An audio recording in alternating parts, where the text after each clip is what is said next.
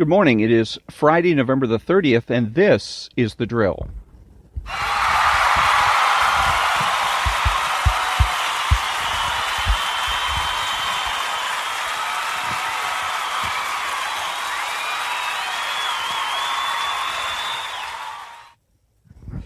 And thank you very much. This is Ron, your host, the only true conservative in the United States of America today, because I'm the only one that makes the presumption for the status quo.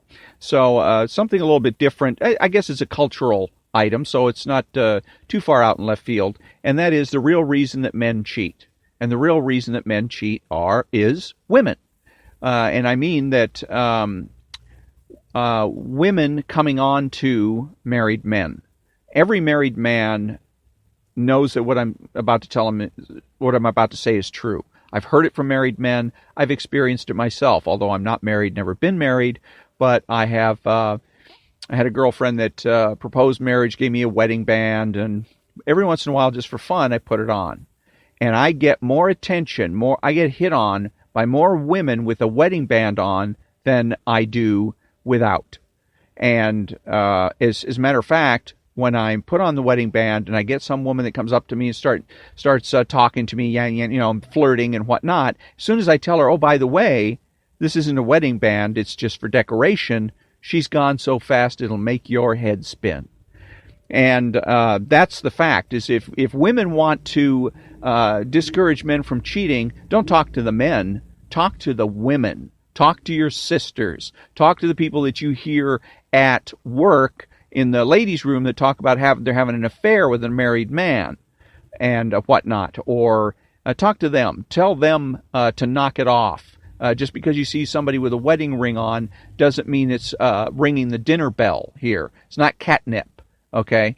Leave those guys alone. In a lot of cases,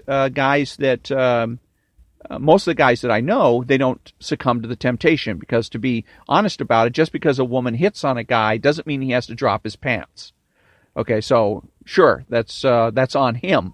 But the way it is in our culture, men are dogs, so men just can't help themselves. They're going to go out and hit on anything and everything that moves, whether they're single or married. Baloney. Men respect each other's, you'll see, if you really want to get a woman's attention and you want to flirt with a woman, the best time to do it is when she's with a guy. Because a lot of women, most women probably find men most fascinating that are in the company of women. Doesn't mean they don't have to be dating them, doesn't have to be married, but you're in the company of other women, they just think you're absolutely fascinating. I guess the theory is that if another woman thinks that he's attractive enough to hang around with, then he must have something going for him. So, and I'm guessing that the wedding ring thing, again, if he's worthy of marrying, of going through the hassle of marrying and whatnot, then he must be extra special. So she wants to get in on this. Now, there's some guys that they know this dynamic. They understand the dynamic, and they take advantage of it. Bill Clinton, for instance. Bill Clinton goes out, and they see what happens. They hear about from other guys, from other married guys, wow, I put on my wedding ring, and all of a sudden I get hit on by all these chicks. And they think, haha, this is great. Let me get married. I don't care who I marry. I'll just marry somebody, because I'm going to use this as a platform to meet chicks, basically. Well, Bill Clinton, for instance, marries the ugliest woman on campus, and then again, he uses his wedding band as a dinner bell and goes ahead and cheats. There are other people like Newt Gingrich who are more hapless. I mean, look at Newt Gingrich. Kind of a bit of a slob, really. And he's not like he's Fabio. It's not like he's Magic Mike. It's not like, you can understand sometimes if women are attracted to really good-looking guys, especially if they're wealthy or powerful, fine. But in the case of Newt Gingrich, you got to be scratching your head. He's had cheated on 2 wives, and you got to wonder why. What is it they see in him? Yeah, okay, he's the Speaker of the House, but I don't know. Other than that, there's not a whole lot there. What do they see in him? His wedding band. So they go after him because of his wedding band, and he all of a sudden again he gets all this attention. and he gets all excited about it. He thinks, wow, I must be, really attractive all of a sudden. It must be my haircut, or it must be my cologne, or whatever. And he falls right in the basket. And then the next thing you know, he's in trouble because it's been discovered. Now he's got to go divorce his wife, his last wife, and on and on and on it goes. So, and again, it's not to excuse men, because again, just because women hit on them doesn't mean they have to participate. So I had a situation like that with a lady that I was dating, that she had a friend with her that they always hung out together, and they both worked in the same restaurant. And so the lady I'm dating, I'm waiting for her at a bar, and her friend's there, and her friend was hitting on me. And again, I'm sure it's the thing that, hey, if, I'm sure she wouldn't give me two looks. If I hadn't been dating her friend, she probably wouldn't have looked at me twice. But when I start dating her friend, all of a sudden I'm the most fascinating guy in the room. So I didn't succumb to the pressure. I let it go.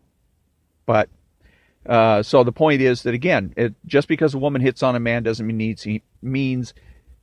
mean he needs to accept it, that he needs to go ahead and follow through, so to speak. What he should do, keep his pants up, be flattered if he wants to, but, kind of keep her at arm's length, type of thing. And what brought me to this conclusion or reason that I wanted to talk about this was listening to Bill O'Reilly on the Glenn Beck Show. He's a regular feature now. Maybe it's every Friday or something like that. We have the Bill O'Reilly Hour. And really, what really bothers me about people like Bill O'Reilly and Newt Gingrich is their refusal to accept responsibility or acknowledge their mistakes. And both of them are married guys. Newt Gingrich, we know, cheated on 2 wives. It cost him the speakership of the House. And instead of coming clean and saying, hey, I screwed up, both of them do this. Instead of admitting that they screwed up, made a mistake, and talking about it and coming clean, so to speak, and perhaps what would be really good is what they should do is say, it'll never happen again. I've learned my lesson, I've improved myself, and it'll never happen again. But instead, what they do is they just go away for a little while, let all the furor die down, and then they make a comeback. Newt Gingrich is out selling books. He appears on talk shows all the time, acting as though none of it ever happened. Bill O'Reilly does the same thing. He goes on Glenn Beck's show and pretends nothing has ever happened. And what they're not realizing is that what they put themselves through, they also put their fans through. The people that supported them, believed in them, voted for them, watched, in the case of Bill O'Reilly, watched his show and was a fan, and probably went to their friends and said, well, Bill O'Reilly said this or Bill O'Reilly said that. And then Bill O'Reilly gets chased out of Fox. He resigns, which is tantamount to a confession, and embarrasses and humiliates all of his followers. And the same thing with Newt Gingrich. I remember I used to see bumper stickers for Newt Gingrich that say, Speaker Newt, get used to it. And then he has to resign in disgrace. He doesn't do a book that says, gee, I apologize. I let everybody down. I had a lot of people that were supporting me and defending me on a regular basis, and I let you down. No, he doesn't do that. He just disappears for a little while and then reappears, reinventing himself. That's what the left calls it.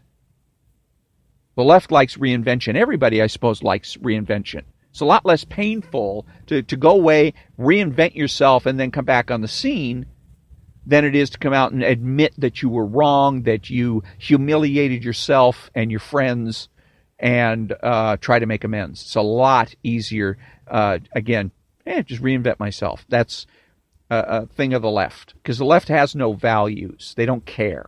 The only thing they're concerned with is consequences. Their motto is, do whatever it is you think you can get away with. Republicans, conservatives are better than that. We're people with values. And that's part of the reason, too, that you judge, is because you want to remember, it says, judge not lest ye be judged, but that's just the point. I'm going to be judged. I'm going to be judged in the end, if not here on earth, then I'm going to be judged before I get to heaven. I'm going to have to be sitting in judgment. And part of the reason you judge others is because it reminds you, yes, I have standards. Yes, we as a civilization have standards. And we need to maintain those standards. Because I'm not going to go out and start criticizing or judging people, and then I'm less likely, if I'm judging other people harshly about, say, cheating, to go out and cheat myself. Because it reaffirms for me my values. That's part of the reason that you judge. So, when I come back, I'm going to read from Ayn Rand's lexicon in a minute.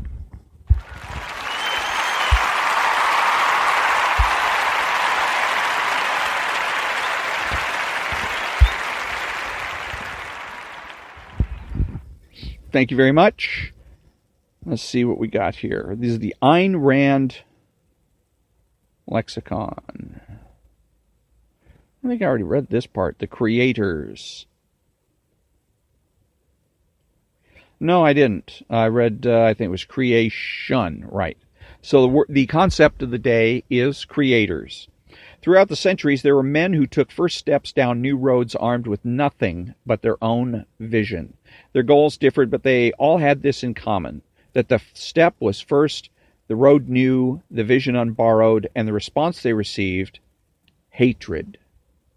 The great creators, the thinkers, the artists, the scientists, the inventors, stood alone against the men of their time. Every great new thought was opposed. Every great new invention was denounced. The first motor was considered foolish. The airplane considered impossible. The power loom was considered vicious. Anesthesia was considered sinful. But the men of unborrowed vision went ahead. They fought, they suffered, and they paid. But they won.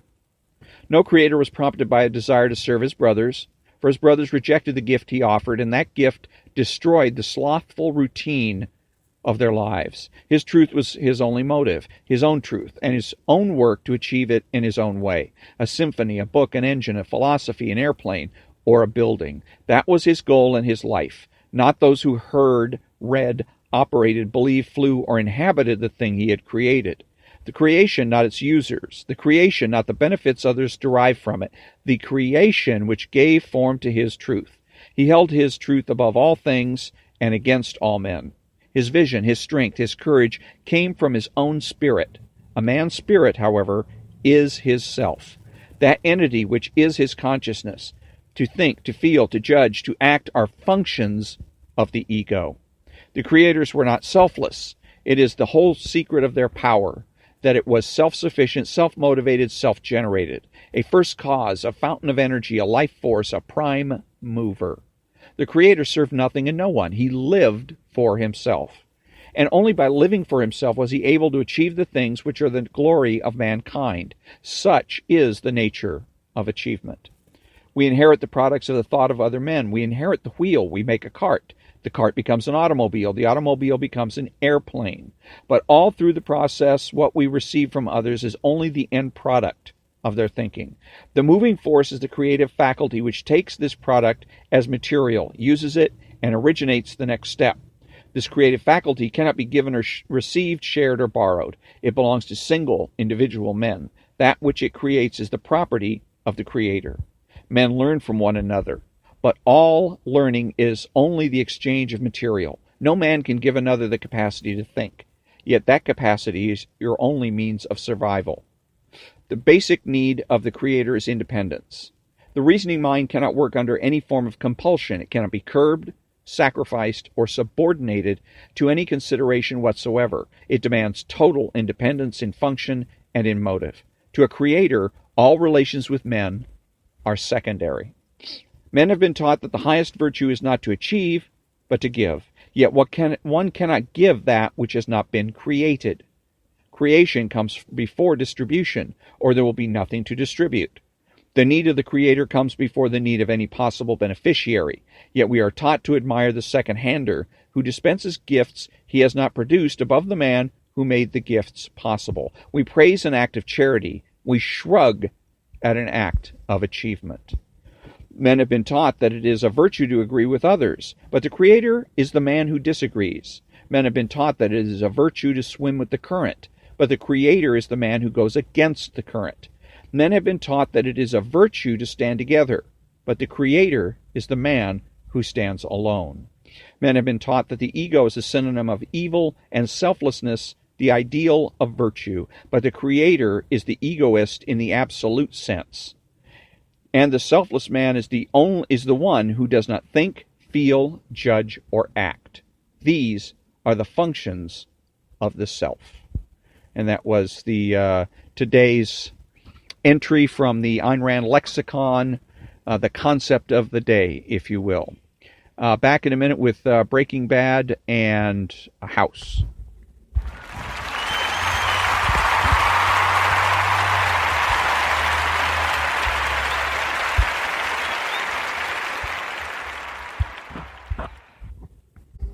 Okay, thank you very much. Welcome back. And we'll start with Breaking Bad and philosophy. And we're talking about the book, or the authors of the book are talking about Walter, the main character, and his culpability or relative culpability in terms of the deaths that he has created directly or indirectly. And this section of the chapter is called La Vita Heisenberg.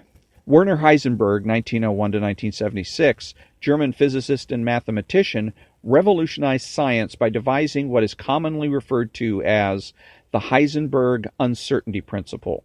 The principle operates at the subatomic level of the universe and governs the behavior of chemical molecules.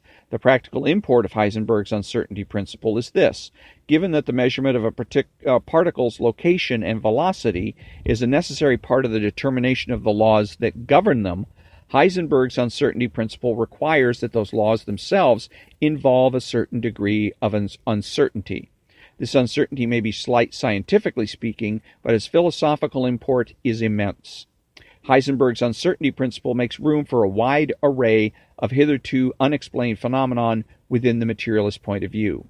This uncertainty might, for example, account for the 0.111958% discrepancy in Walt's accounting of the chemical composition of the human body. It answers Gretchen's question, what about the soul? By suggesting that the small percent of the body's volume is uncertain by scientific necessity. Heisenberg's uncertainty principle makes room for free will in the otherwise deterministic materialist paradigm by turning rigid laws of particle behavior into tendencies. This is the case because the principle requires that we soften the claims arrived at by means of science in recognition of the inherent uncertainty in the recording and prediction of subatomic behavior. We might, for example, say that pseudoephedrine tends to trigger an alpha tends to trigger a response, rather than saying that this drug causes a response. The difference is subtle but important. Tendencies are like laws because they govern behavior, but they're unlike laws in that they allow for deviation. It's possible, given Heisenberg's uncertainty principle, that in some cases, that is, some highly improbable but possible cases, this drug will not trigger an alpha response. Laws, in the scientific sense, are meant to be ironclad, and if thing which go against the law, if a thing which goes against the law does happen, then the law must either be modified or abandoned. Tendencies are flexible and can be deviated from without necessarily changing the anticipated outcome of a similar future event. So I want to stop at this particular point. Let me finish up real quick, because I only got a couple of paragraphs here. By this reckoning, Walt hasn't taken the name Heisenberg as a way of giving props to a man he idolizes. Walt has taken the name of the principle he seeks to exemplify. He's taken the name of the metaphysical truth he now embraces and embodies, because Heisenberg's uncertainty principle opens him to the possibility that he wasn't destined to be bad. Heisenberg allows Walt to believe that he can choose to break bad and that he can choose to be good again. In the absence of a soul, Heisenberg's uncertainty principle opens up to Walt the possibility for redemption. What that redemption will look like is another question. So Heisenberg's uncertainty principle is based on an error in thinking. This is again where philosophy is the foundation of all other sciences. Heisenberg was not a philosopher, he was a mathematician and a physicist. And he got his ideas from skeptics, from people that promote the idea or the contradiction that nothing can be known with certainty. It's the same thing with Einstein. Einstein based his theory of relativity on the work of a philosopher named Hegel. And Hegel was the one that said that you have to, he's the one who came up with dialectics, and that you clash ideas, start with a thesis and antithesis, and generate a synthesis, that kind of thing. And that influenced Einstein. Well, obviously with Mr. Heisenberg, his idea was influenced by the skeptics, who said that nothing can be known with certainty, although that is a contradiction in terms. Now, if it is a contradiction, he based a theory on it, then his theory must be also contradictory and therefore illusory. It must be an illusion. And basically, the only reason that this so-called theory has any is even spoken about today, rather than being completely ignored and dismissed as it should be, because again it's a contradiction, is because people want it to be true. Okay, as he explained about Walt, the main character of Breaking Bad, is that it opens Walt to the possibility that he wasn't destined to be bad. Heisenberg allows Walt to believe that he chose to break bad and that he can choose to be good again. In the absence of a soul, it opens up Walt for the possibility of redemption. And that's where skepticism ultimately leads, is ethics. Instead of hard and fast rules, you're a bad person, you're a good person, then we get into gray area thinking and middle of the road. It also goes into politics. How many times have you heard about moderates? You never hear about it, as, by the way, as far as the left is concerned. There are no left-wing moderates, apparently. Only right-wing moderates, which a right-wing moderate is basically somebody that's a socialist but calls himself a conservative or a Republican. But again, that because of the Heisenberg uncertainty principle and because of skepticism, it allows people to delude themselves into believing that they are something that they are not, whether it's politically or ethically. When I come back, I'm going to be reading House and Philosophy.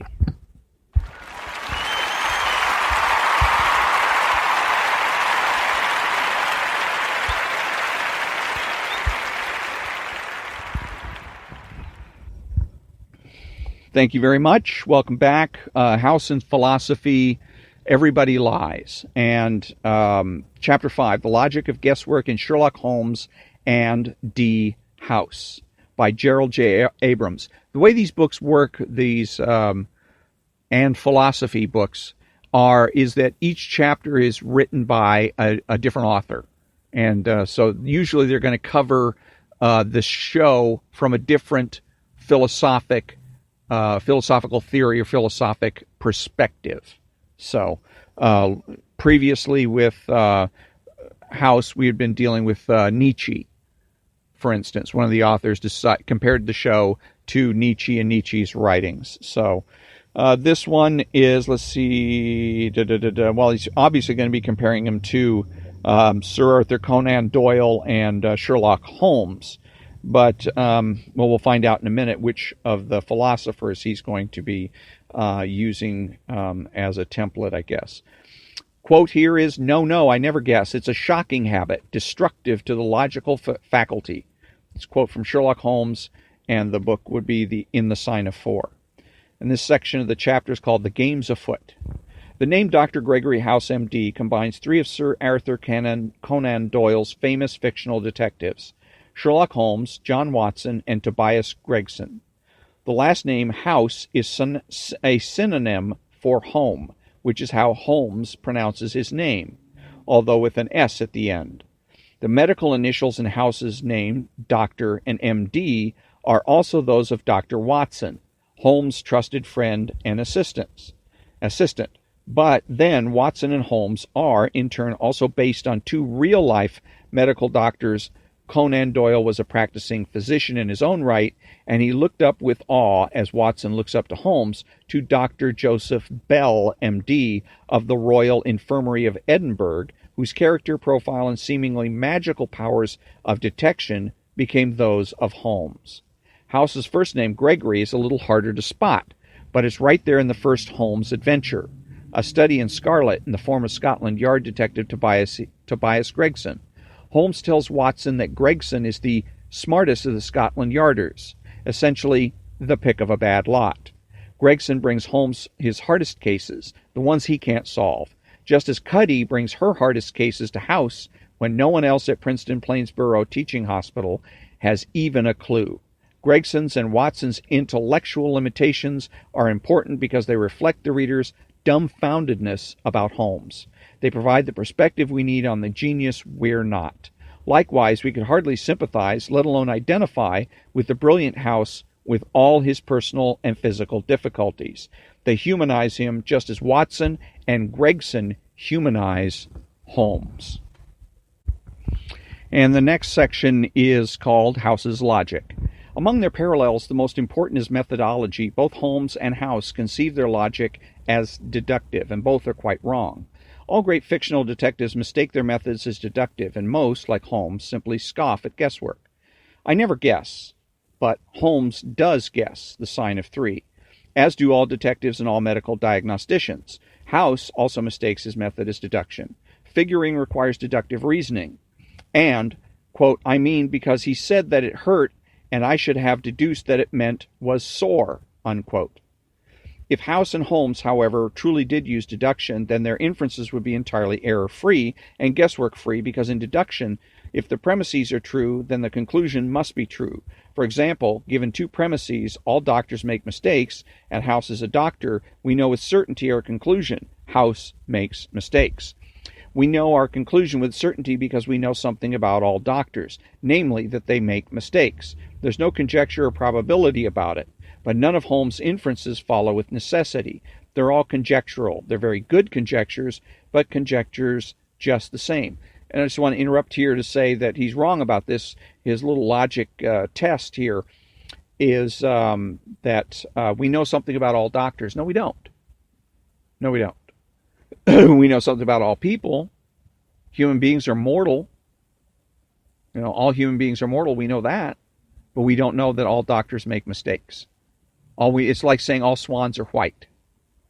And we say that and continue to say it until we see a black swan. Then we're wrong. So same thing. All doctors make mistakes until we meet the doctor that doesn't. What we do is we assume that all doctors, there's a saying that to be human is to make mistakes. All human beings err. So a doctor's a human being, and therefore, if the human being errs, the doctor must therefore err. Not necessarily. But anyways, it's just, like I said, it's that in and of itself is a conjecture. By contrast, House, quite interestingly, while he certainly mistakes his method as deduction, never denies an element of guesswork within his method, despite regular attacks from Cuddy, as in this example from Pilate. Quote, Cuddy, you don't prescribe medicine based on guesses. At least we don't since Tuskegee and Mengele. House, you're comparing me to a Nazi? Nice. Cuddy, I'm stopping the treatment. Unquote. Cuddy is actually doubly wrong here. She's wrong about doctors prescribing medicine on guesses. They do, all the time. She's wrong about the question of unethical medicine with lack of deductive validity. All medicine, ethical or unethical, and all science for that matter, is ultimately a matter of conjecture. And I'm going to butt in here again, baloney. First of all, he makes the mistake by saying that she's wrong about doctors prescribing medicine on guesses. They do all the time. And what the author is suggesting here is that you take his word for it. He offers no evidence, no proof of that whatsoever. And then at the end here, too, is that all science is ultimately a matter of conjecture. And this is a subjectivist viewpoint. That's what he's trying to ultimately sell here, is that there really is no reality, that everything is a matter of opinion. There's your opinion, my opinion, and therefore everything is a matter of conjecture, that there is no objectivity to life. And it's just BS, especially with science. If you come up with something that's conjectural instead of a scientific deduction, logic, reasoning, or result, then you've done something wrong. It just means you need to go back and redo your experiment. Let's see. House knows all this, and he knows too that what really bothers Cuddy is the lack of proof in House's method. But House accepts his lack of proof in his inferences as the essence of medicine. Again, despite his mistaken self-assessment of a deductive method, as in this exchange from Pilate. Quote, House, there's never any proof. 5 different doctors come up with 5 different diagnoses based on the same evidence. Cuddy, you don't have any evidence, and nobody knows anything, huh? And how is it you always think you're right? House, I don't. I just find it hard to operate on the opposite assumption. And why are you so afraid of making a mistake? Unquote. Championing a method riddled with error, House appears almost opposite Holmes, who brags to Watson his method is error-free. Quote, there's no room for a mistake, unquote. Holmes backs it up, too. He's virtually always correct, so his successes just further fuel his overconfidence. But they shouldn't, because, for all his successes, every single case is fraught with a mistaken understanding of methodology. House, however, never makes this mistake about making mistakes. He makes them all the time, but he knows making them only gets him closer to the truth. He understands that the fallibility of his guesswork logic is essential to his method, and House, at least, in this respect, is superior to his alter ego, Holmes. Let's see what we're going to... On the other hand, Holmes, to his credit, spends far more time in self-analysis, so we know more about his method, which means we have more to criticize as well as to praise. While House keeps his methodological cards closer to the vest, much to our chagrin, we'd like to hear more from this Holmesian master about what it is he thinks he's doing, especially when it comes to logic and reason and the reading of clues. We'd like to hear something like this, quote, most people, if you describe a train of events to them, will tell you what the result would be. They can put those events together in their minds and argue from them that something will come to pass. There are few people, however, who, if you told them a result, would be able to evolve from their own inner consciousness what the steps were which led up to that result. This power is what I mean when I talk of reasoning backward or analytically. It's also called, it's reasoning backward analytically. This has already been dealt with hundreds of years ago, thousands of years ago, and it's called inductive reasoning. Okay, deductive goes from the general to the specific, and inductive goes from the specific to the general. Passages, unquote, by the way, analytically, unquote. Passages like this one reveal something important about Holmes. He may be wrong about deduction, wrong about error, and wrong about guesswork, but his analysis of deduction, or what he calls reasoning backward, looks strangely familiar and exactly like guesswork. We begin with a result in the present, an effect, and then track the development of that effect back in time along a continuum looking for a cause. Often we run into error because multiple causes could explain a single effect, and there's just no deducing the right one. It has to be a guess, and it's achieved exactly the way Holmes says it is. And again, it has to be a guess. Why? Because the author says so. We've got to take his word for it, or that's what he expects us to do. He offers no evidence or proof. The formal version of reasoning backwards was developed by the American philosopher and originator of pragmatism, Charles S. Peirce, who called it abduction and defined it, contra Holmes, precisely as the logic of guesswork. Abduction is, after all, nothing but guessing, as a quote-unquote. It looks like this, abduction. The surprising fact C is observed, but if A were true, C would be a matter of course. Hence, there is reason to suspect that A is true. But again, Peirce came up with this abduction crap because he's not a person that, since Descartes, philosophers gotten in the habit of taking all thinking from the past, throwing it in the garbage, and starting over. And that's what Peirce did. If Peirce had spent some time reading instead of just pulling things out of his ass, he would have figured out that 2,000 years ago, with the Greeks, they came up with the idea of deduction and induction. And then he would have come up with the stupidity of abduction and the ridiculous description or pseudo-definition that was described here. Back to the book. There are 3 steps in abduction. First, I'm not even going to bother with that. Screw the abduction. So the rest of it is all about abduction. And so I basically, like I said, this thinking on the part of the author for this particular chapter is seriously flawed. And all of this on logic depends on what he's calling guesswork, is the validity of your premise. If your premise is wrong, everything else is going to fall apart. It's your conclusion is going to be invalid. You're not going to have a valid conclusion. So that's the part. Now, where you get the information to get your premise, that could be done through guesswork, speculation, conjecture, or it could be done through observation, for instance, in which case it's not speculation or conjecture. And anyways. So it's not really about guesswork at all. It's just about how you form your reasoning and whether or not you do it correctly and accurately, and whether or not you come up with valid conclusions. And this brings us to the conclusion of another episode of The Drill, and I thank you all for listening, and until next time, have a great day.